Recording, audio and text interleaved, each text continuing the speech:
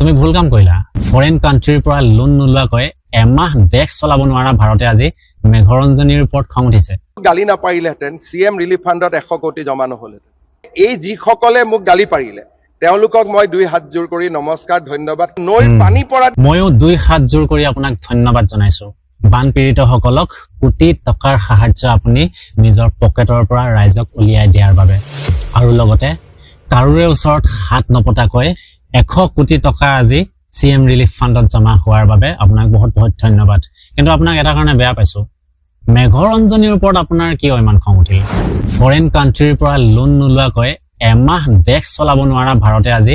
মেঘৰঞ্জনীৰ ওপৰত খং উঠিছে কিয় কাৰণ তাই বিদেশত গৈ বান সাহায্য বিচাৰিছিল গীতৰ তালে তালে তাই নৃত্য কৰিছিল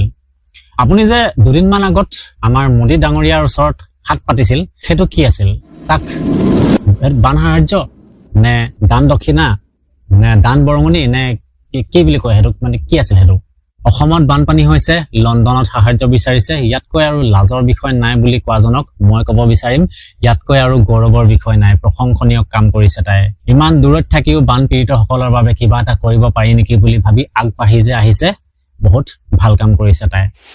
ৰিকি মাৰ্টিনে কৰিছিল সাকিৰাই কৰিছিল বাবে কৰিব লাগে উদাহৰণবোৰ তেনেকুৱা নহয় আচলতে কোনোবাই কৰিছিল কৰিব লাগে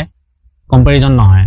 প্ৰচেষ্টা সদায় ব্যতিক্ৰমী হ'ব লাগে যেটো তাই কৰি দেখুৱালে নিজৰ কলা সংস্কৃতি প্ৰচাৰ প্ৰসাৰৰ লগতে বানাক্ৰান্ত ৰাইজৰ উপকাৰ কৰিলে আজি মেঘৰঞ্জনীৰ এই প্ৰচেষ্টাৰ জৰিয়তে গোটেই পৃথিৱীয়ে গম পাইছে যে অসম নামৰ এখন ৰাজ্য আছে য'ত বানপানী হৈছে বানপানীৰ ফলত মানুহ মৰিছে গাঁও ধ্বংস হৈছে সেইটো আমাৰ বাবে গৌৰৱৰ বিষয় আৰু মই ৰাইজক এটা কথা কওঁ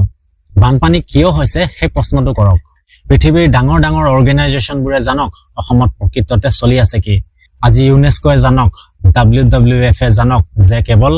ভৌগোলিক পৰিস্থিতিয়ে অসমত বানপানী হোৱাৰ কাৰণ নহয়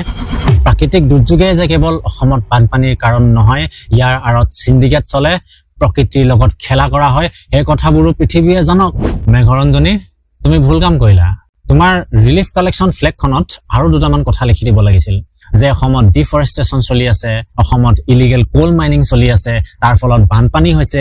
সেই কাৰণে মানুহ মৰিছে গাঁও ধ্বংস হৈছে সেই কথাবোৰ তুমি তাত সংযোগ কৰি দিব লাগিছিল